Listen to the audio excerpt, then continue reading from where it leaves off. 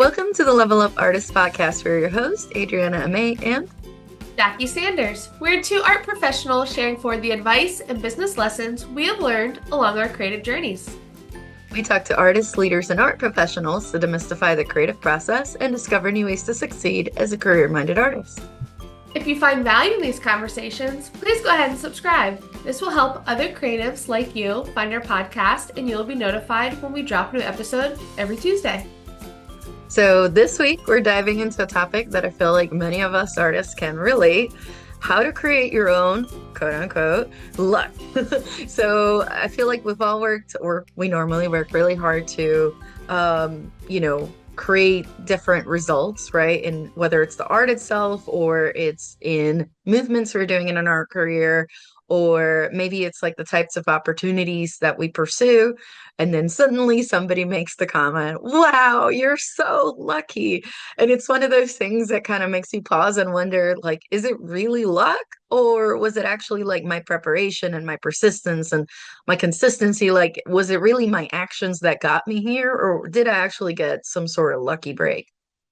Exactly. And this is a very common feeling with creatives. So, we're going to go ahead and discuss what luck really is, what goes on behind the scenes to make a lot of these opportunities happen, how to escape that comparison trap, and how to turn those feelings of FOMO when you look at other people's opportunities into action to create your own opportunities.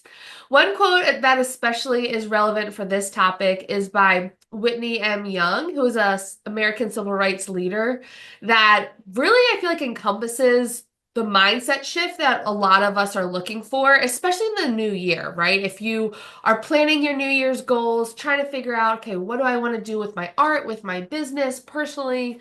One thing to remember is it is better to be prepared for an opportunity and not have one than to have an opportunity and not be prepared, right? And of course, if you're not prepared for an opportunity, you may not even be aware of what that opportunity is. But today's episode is all about creating your own luck and being prepared for those opportunities that inevitably will come across your path, hopefully in 2025, as we're recording. And beyond. Absolutely. So, first off, to define luck for a quick moment, I know a lot of times, it kind of depends. Like, it can feel like an intangible force, something that, depending how you're feeling, it might feel like it only happens to other people, which is not true. But there's like this perception of like random, like luck can be random. And for artists, honestly, luck is often a mix of preparation, of timing, of being proactive. When you try to break down luck, it actually turns out a lot of it, or what we think is luck, turns out a lot of it is actually within our control. And there's no horseshoes or four-leaf clovers or rabbit's foot or anything like that involved, luckily. Luckily. Superstitions have their place, not in this part of the conversation for sure. So, one way to think about luck is, kind of like following up with what Jackie said. It's kind of like where opportunity meets preparation. So often happens when you're prepared to take advantage of the opportunities that come your way. Having consistency helps create those chances.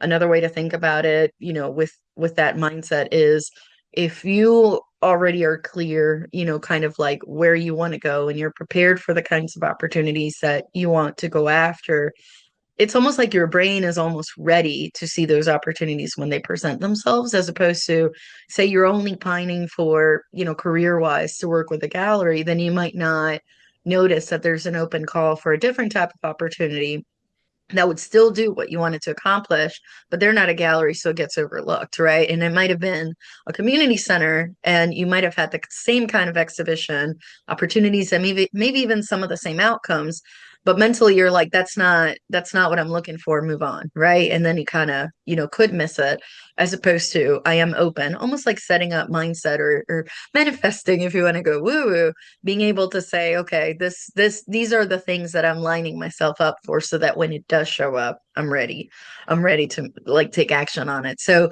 some another way to think about it too is a lot of it, looking, quote unquote, looking behind the curtain is that, there's like this impression, and we'll talk about this a little bit more further on, but there's also this impression of luck seems to hide years of hard and unseen work, things that are happening. There's this perception a lot of times when we feel that idea of like, oh, this person got lucky. It's like, but did they though? Like, was this really an overnight thing or was there more involved? There's usually Exactly. more involved. Yeah, and I think the big part of that, kind of piggybacking on that idea, is it's a lot of things are about timing, which can be super frustrating as a entrepreneur of, okay, if you're putting in the work, you feel like you're doing all this work behind the curtains, and it's just a matter of having to have good timing. But that also is a reflection of showing up on a regular basis. So, kind of opportunity or inspiration comes to a working hand if you're thinking about your art making practice. But thinking of from a business standpoint, okay, if you're showing up regularly and doing the things that you need to be doing in your business, then when the timing is right, you will be ready for it. But it's not like, oh, well, I'm going to wait 6 months and then I know in 6 months the timing will be right, then I'll start. That's not really how it works.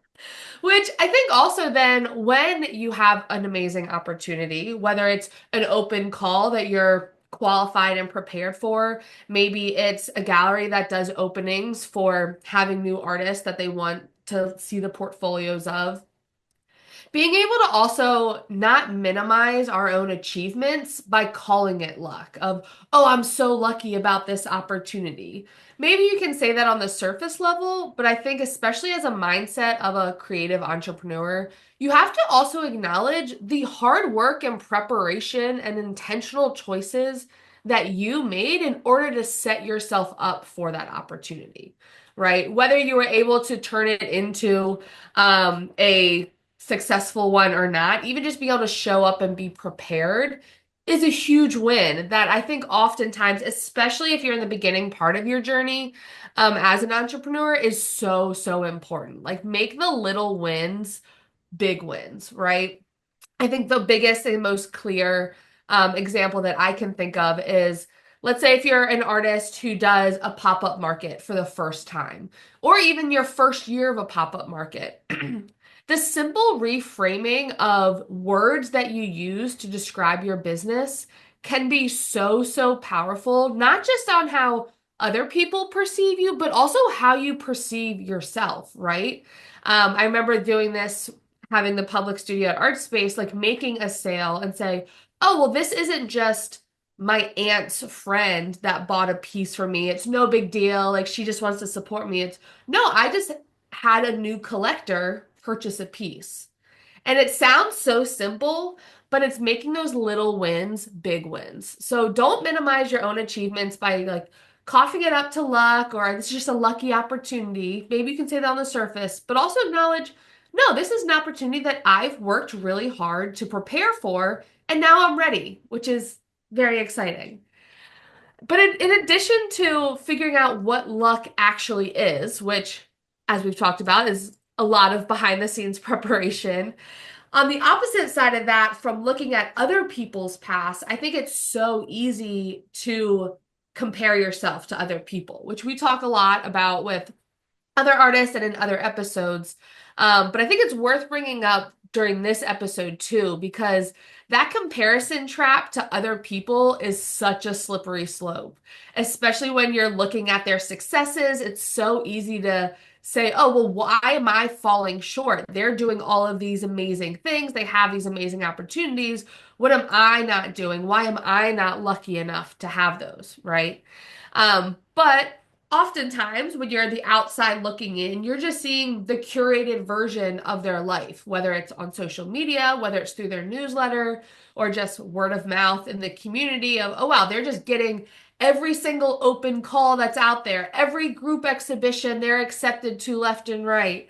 They just have this momentum that you feel.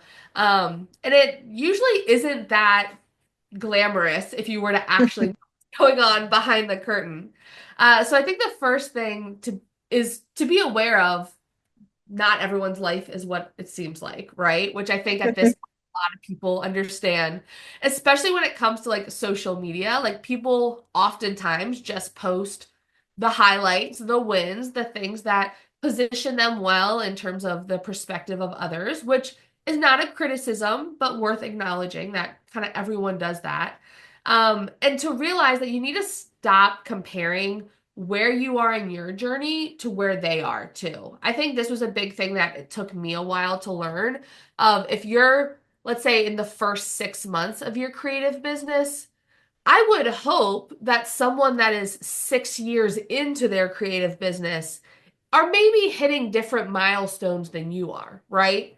But oftentimes, we're like, oh man, why didn't I get into that show? When it's like, well, you both applied to the same group show, which is a huge accomplishment and very exciting that you prepared your work to even apply for that. But also, maybe they've applied 4 years in a row and didn't get in. And now this is their fifth year applying and they got in. But you didn't see all of the other years they got rejected, right? So not comparing your start to other people's mid journey or even peak of years of networking and opportunities and building those systems behind the curtain. Because you're just seeing the result of the work, not all of the path before then. Yeah, yeah, I love it when people say don't compare your beginning to somebody else's middle because it's Mhm. so true. You never know. Which speaking of, people's journeys, it's important to if you feel like you're getting stuck in that comparison trap is to, well, first of all, look at your own path, right? Everybody's journey is going to be different. Everybody's set of opportunities, connections, circumstances, everything's different. So it's a little bit more important, no, it's a lot more important, I should say, that you focus on what makes your story unique instead of trying to follow somebody else's. And it is okay to get inspiration and say, wow, this person broke barriers, this person made strides that now make it possible for me, to quote unquote follow on their footsteps to a certain extent. But it still needs to be something that you're in alignment with. It's okay if you're both walking in similar directions, but trying to copy exactly like that's just an exercise in futility. Like it's okay to get some inspiration. So that's where I think like if you take that FOMO a little bit, which we'll discuss a little bit more later, and you're feeling that sting, like you can't help compare yourself and you're like, but they got this and I didn't, but I wanted this, then instead of like getting stuck in that feeling, just use it as fuel to define what you actually want. And then try to identify the steps to actually achieve it. So, a more solid example, let's say an artist that you admire, whether you think they deserve it or not, gets into something like, a I don't know, a big biennial exhibition. And you're like, but I wish, and I've been applying and I don't get it and everything else. Maybe identify the steps to even get in the first place. Like, do you have to have a portfolio of 20 images ready to go? Do you need to have, are they requiring how many years you're doing this in? Some of them do. If they have a category for emerging versus like more established artists, are there things you need to do in order to get there? Do you need letters of recommendation? Do you need to already have entered or had a show or two or three solos at other establishments before they'll even consider you? Like there's other things you might be able to identify that you haven't done yet that would make you a stronger contender for when you apply next time. So that's basically take it as your homework. If you're feeling the sting, go, what do I really want this? And try to turn it around and see if that's really I find important, then what do I do to get to that level, right? So with that, extremely important, speaking of things that are going to be different between you and the person that is or whose career. It's one of those. It's almost like when I don't know about you, but if like you get mad at somebody on the road, that cut you off, like it's not really the person itself, like they can't even hear you, especially if you had choice words. It's like the car itself. You're like, oh, those dang fill in the blank cars that you dislike, right? And it's just like this misplaced thing, and it has nothing to do. You have no idea what their circumstances are like, right? Maybe they are rushing to the hospital, like to see somebody that's not doing well, or they're running late to work, or they really have to go to the bathroom. Like you have no idea why that person drove the way they did. Or maybe you were a little distracted and when they come in front of you, it seemed like it was sudden. They put their turn signal with plenty of time and you just like, you reacted differently because you're the one having a bad day. This is the same thing with other artists that you're seeing elsewhere, online or in person, that seem more successful. You're in your own car, they're in their own car. You're like you're on the same highway, but you're different universes apart at the same time. You don't know what it's like. So I feel like something that's really important as we discuss like this concept of luck and how to make your own is to think something that doesn't make everybody comfortable, but I think it's important is you have to acknowledge your privileges and the choices that you've made. And by this, I mean, yes, success, these things aren't entirely random. You have privilege, you have access, you have personal choices that all play a role. We all have to be honest about where we've started and what we've done with the opportunities available to us so that we can take more control of our path forward. And by this, I mean not like the guilt, oh, but I missed this open call, or but I didn't follow up with this email. Like, that's not what we're talking about. It's more like saying, okay, have I taken advantage of the opportunities that are in front of me that have helped shape my journey, but without letting it paralyze you on the ones that maybe you did not act upon, right? So instead, you set to empower your choices. So I had these applications for a festival or a fair or whatever, and I let the applications pass. Did I really just miss it because it wasn't like I actually forgot? Could I have done something else to not forget and put it on my calendar with a reminder? Like that's an action I could have done to ensure I didn't forget. Or was it more like I did have the reminder and I still didn't act upon it because the thought of it is nice in my head, but when it came time to act on it, I backburnered it because maybe the deadline for it was a little too tight for, the amount of work that I had. Okay, if it's really that important, then next year, do we set ourselves a reminder or make a plan to create more work in anticipation of that, like, call or opening coming up available so that we have enough in our portfolio to apply to it? Like there's different things you can do, but you definitely have to acknowledge like, did I even know about this thing? And did I do the things required to be able to apply to this opportunity? And if I didn't, then kind of identify why didn't you? It's okay if you forget. We all have a lot of stuff going on. But if it's that important, instead of like getting stuck on that, cycle of guilt, then just think, how can I turn this around and like actually act upon it? And with that actually comes thinking about those choices, that you're doing to build your path. Everything you do, from an art career and, art business standpoint, it can contribute to your trajectory, to the business growth, to your, development, your professional development. So even small steps, as long as they're intentional, can definitely add up to big progress over time. So it's basically like, taking that mindset and going like, hey, I did know about this, right? Versus not knowing an opportunity existed. That's different, of course. But if you do know about it, you have the access, you have the privilege.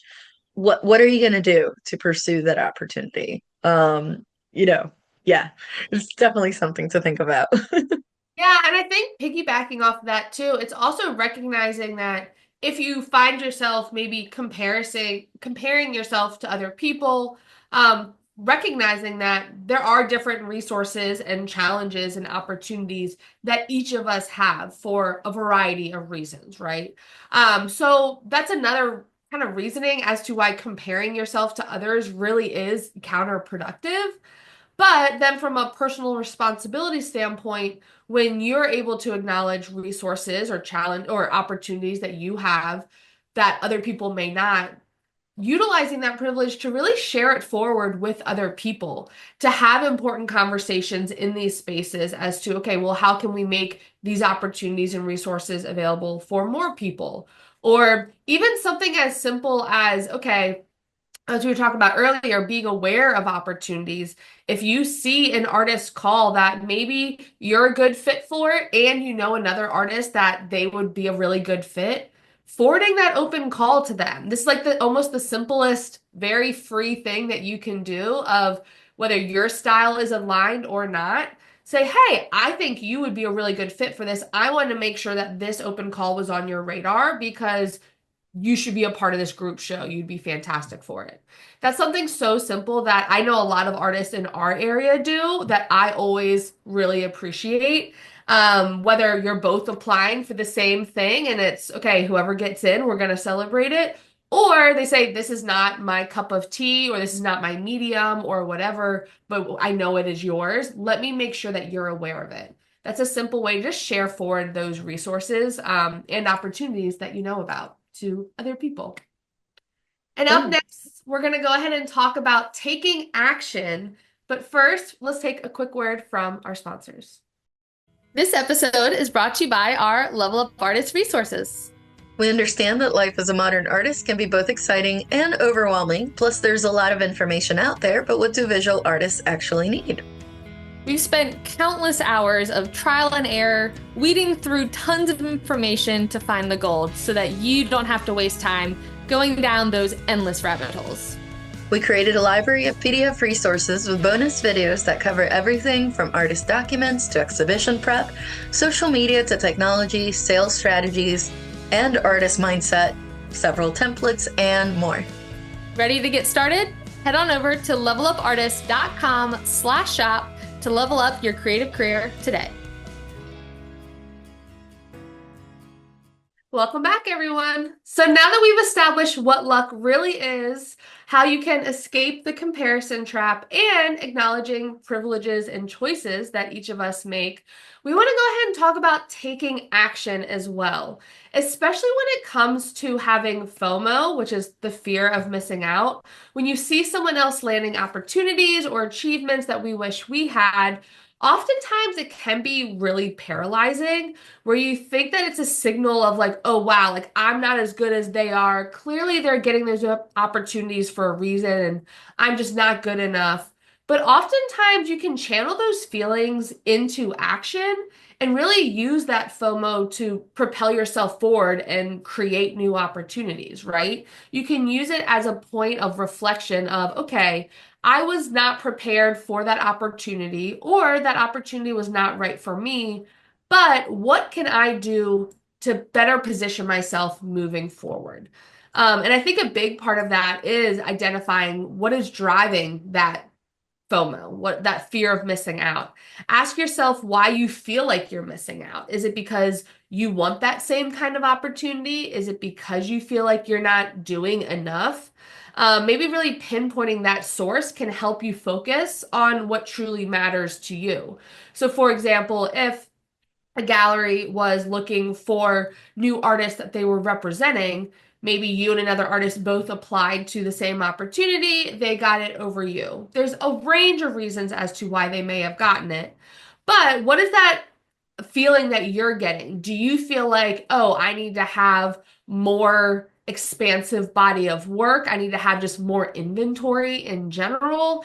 Oftentimes, FOMO points to an insecurity that we already have in ourselves. And so, not really sitting in that feeling, but then tackling that feeling. So, maybe next opportunity, you won't have that same insecurity. That is now your goal, is to create more work so that you have more inventory next opportunity.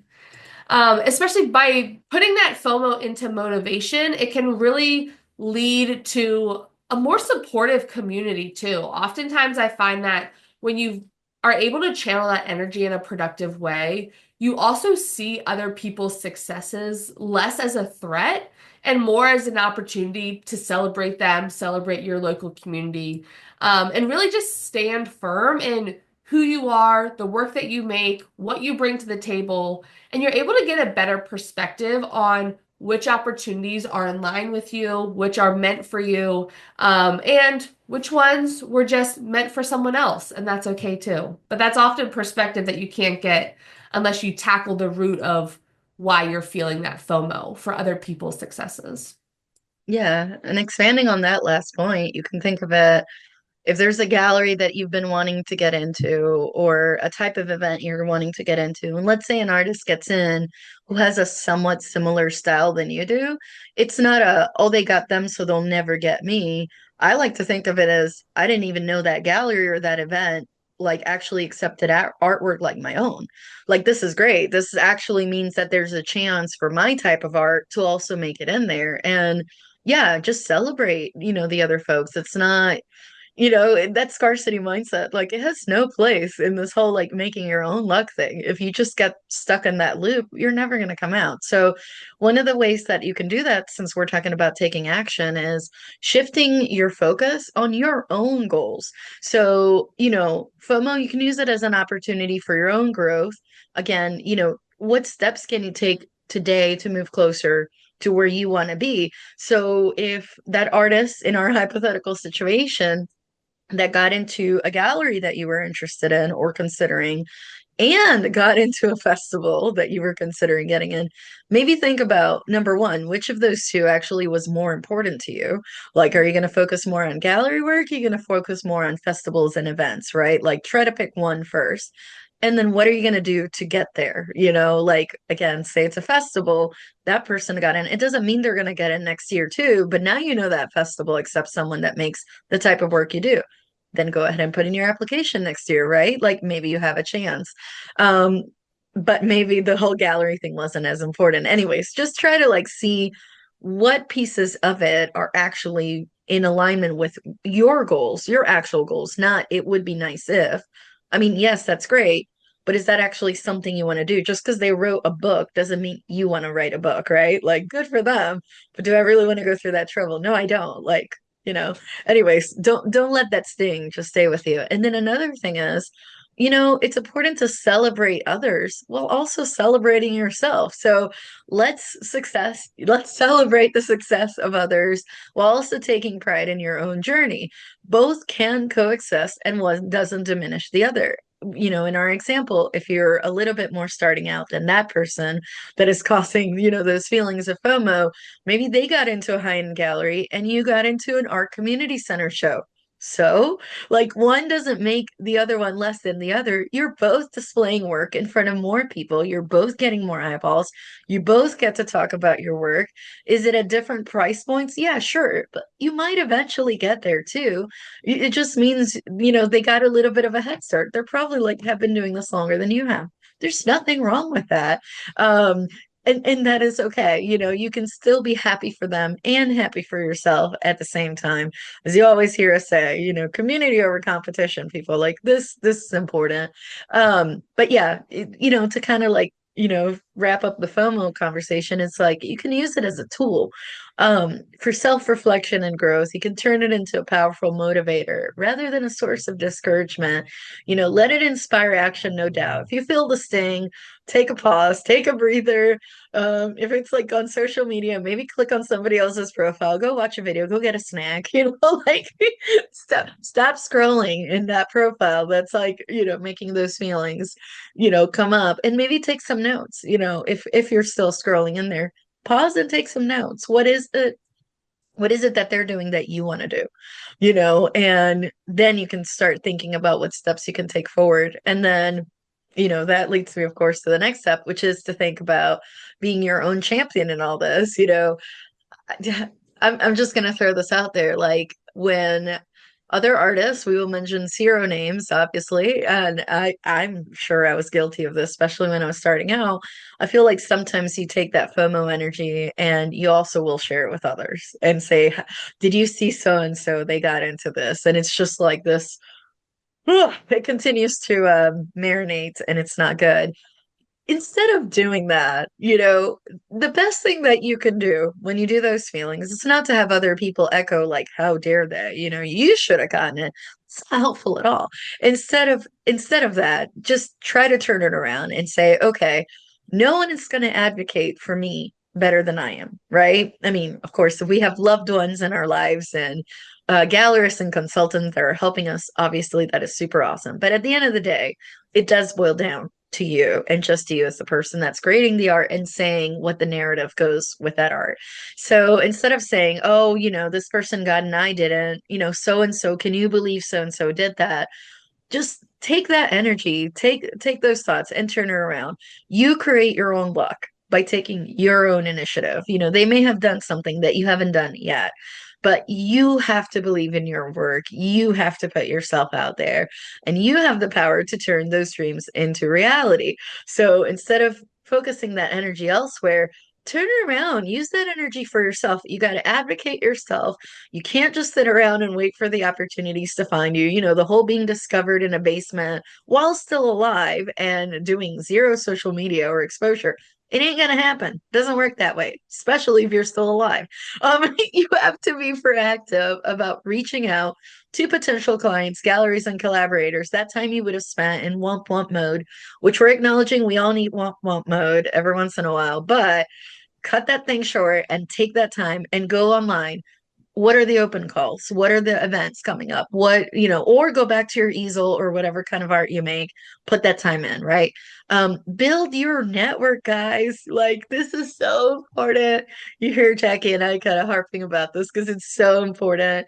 You have to support yourself, surround yourself with a supportive community of artists and professionals who inspire you and motivate you. If all they say, I can't believe so and so got this, you should have gotten it, and that's the end of the conversation, that's not helpful. If they say, yeah, it's a bummer, I didn't get it too, and I was also pining to get that opportunity, but hey, I saw this open call on this website and I think we both have a chance of getting in, let's give it a best shot.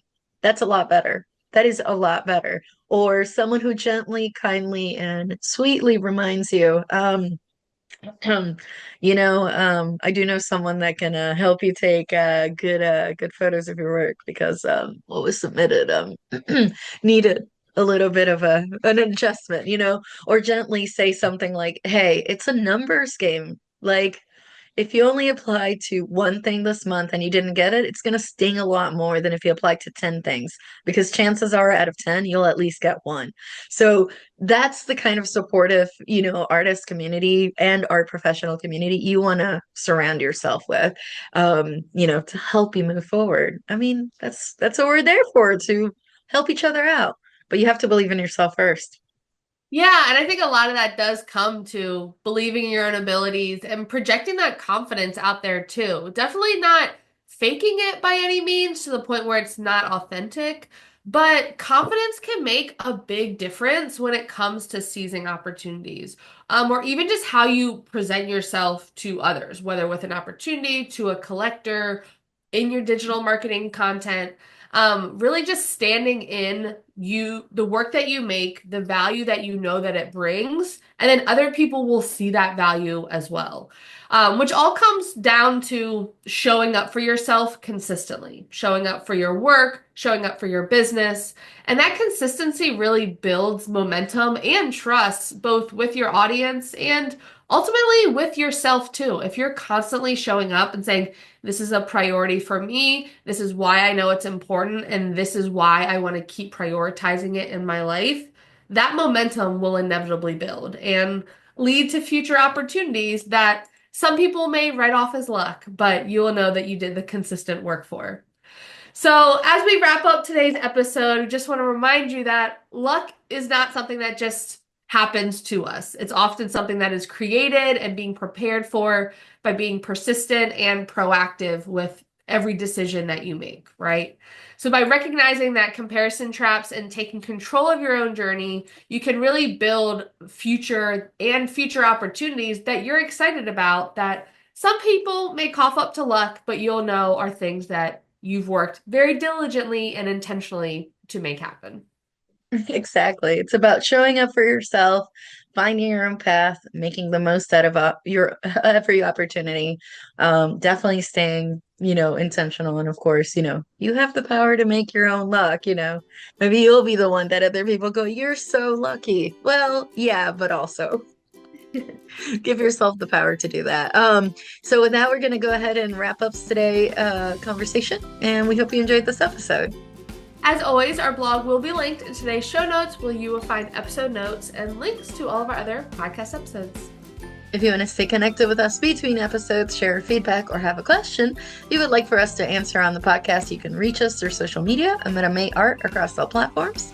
And I'm at J Sanders Studio on all platforms. And if you want to follow the podcast, we're at Level Up Artist on Instagram. You can also visit levelupartist.com to get immediate access to templates, resources, and modules to level up your creative career today. Thank you so much for listening. We'll talk to you next week.